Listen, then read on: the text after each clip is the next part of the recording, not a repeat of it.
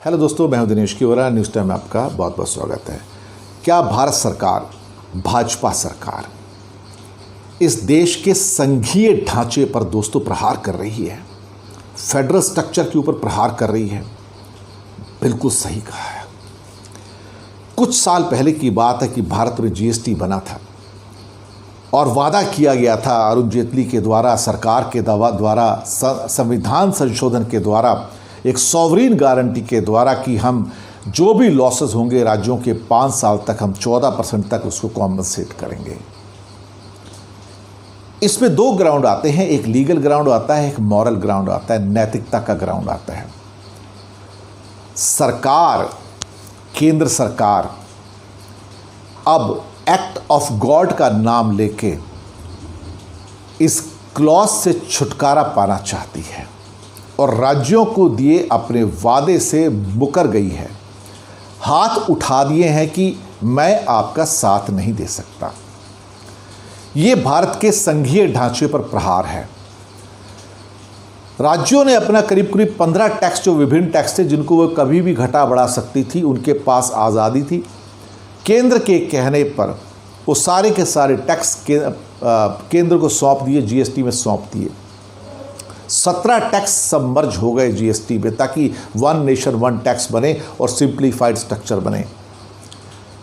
जब पहले राज्य टैक्स लगाता था तो टैक्स राज्य में रहता था, तो राज्यों को केंद्र के पास जाके भीख नहीं मांगनी पड़ती थी। पर अब राज्यों को जीएसटी का अपना ही पैसा, जो राज्यों से केंद्र में जाता है, अपना ही पैसा वापस लेने के लिए भीख मांगनी पड़ती है, कटोरा लेके। ये केंद्र ने राज्यों को इस हालात में पहुंचा दिया है कि जहां पे एक्ट ऑफ गॉड के नाम से राज्यों को धोखा दिया जा रहा है। राज्यों को नहीं, अपने देश है ये हमारे देश के राज्य हैं। अगर आप राज्यों को पैसा नहीं देते हैं तो राज्य अपने शिक्षकों को, डॉक्टर्स को, पुलिस को, कर्मचारियों को पैसे कहाँ से देगी? सैलरी कहाँ से देगी? जो म्यूनसिपैलिटीज़ के जो काम हैं, गांव के जो काम हैं, उन्हें कौन करेगा? देखिए, केंद्र थोड़ी राज्यों में पैसे खर्च करता है, ये पैसे सब राज्य सरकारें खर्च करती हैं। न्याय व्यवस्था हो या आपकी सड़क की व्यवस्था हो, शिक्षा व्यवस्था हो, हेल्थ की व्यवस्था हो, या सरकारी कर्मचारी हो, म्यूनसिपैलिटीज़ हो, ये सब राज्य सरकार देखती है।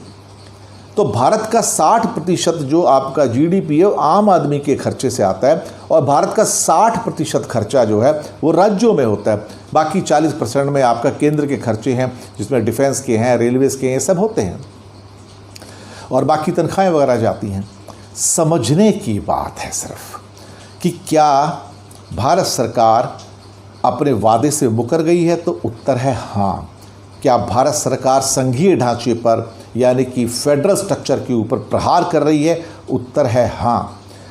इस ढंग से तो फिर कहीं ना कहीं जो देश के ही राज्य हैं वो और कमज़ोर हो जाएंगे। जब राज्य कमज़ोर हो गए तो देश कैसे मजबूत हुआ? जरा मुझे बताइए। अगर 28-29 राज्य कमज़ोर हैं तो वो मिलके एक स्ट्रॉन्ग बड़ा देश नहीं बना सकते और बनाएंगे भी नहीं। तो ये अभी एक संवैधानिक एक खतरा पैदा हो गया है, कॉन्स्टिट्यूशनल क्राइसिस पैदा हो गया भारत के अंदर कि सरकार अपने राज्यों को राज्यों की तरह, अपने देश की तरह ट्रीट नहीं कर रहा है, उनको एक फॉरेन कंट्री की तरह ट्रीट कर रहे हैं, जैसे इनसे हमारा कुछ लेना देना नहीं है। लेना तो है पर देना नहीं है। टैक्सेस तो वहीं से आएंगे ना, पर उनको देना नहीं है। इसके खतरे बहुत बड़े हैं। कुछ राज्यों ने धमकी दे दी है। अमित मित्रा ने भी कहा है, जो कि बंगाल के हैं, ख़ासतौर से मनप्रीत बादल जो कि पंजाब के फाइनेंस मिनिस्टर, उन्होंने कहा है। केरला के जो फाइनेंस मिनिस्टर हैं उन्होंने भी बात किया है। और तो और जो बीजेपी के उप मुख्यमंत्री हैं बिहार के, सुशील मोदी, दूसरे मोदी, छोटे मोदी कहते हैं उनको, उन्होंने भी कहा है कि ये केंद्र का मॉरल राइट है कि राज्यों को उनका पैसा दे, कॉम्पनसेशन जो शॉर्टफॉल है उसके लिए दे। लेकिन सरकार सुनने को ही तैयार नहीं है। शायद सरकार ने फैसला कर लिया है कि मुझे संघीय ढांचे पर प्रहार करना है और मैं राज्यों की सुनने को तैयार नहीं हूँ। मेरे लिए राज्यों की कोई औकात नहीं है। तो मेरे प्रिय केंद्र सरकार, भाजपा सरकार, ये राज्य हैं तो देश हैं। अगर राज्य कमज़ोर हो गए, जर्जर हो गए, बेकार हो गए, तो देश भी तो वही होगा ना अल्टीमेटली। आप कौन से देश, कमज़ोर राज्यों के साथ, जर्जर राज्यों के साथ आप कौन सा मजबूत देश बना लोगे? पर नहीं समझेंगे ये लोग, समझ नहीं है देश चलाने की। सुब्रमण्यम स्वामी सही कहते हैं, इन्हें पता ही नहीं कि कंट्री चलाया कैसे जाता है। शुक्रिया आपका, फीडबैक दीजिएगा।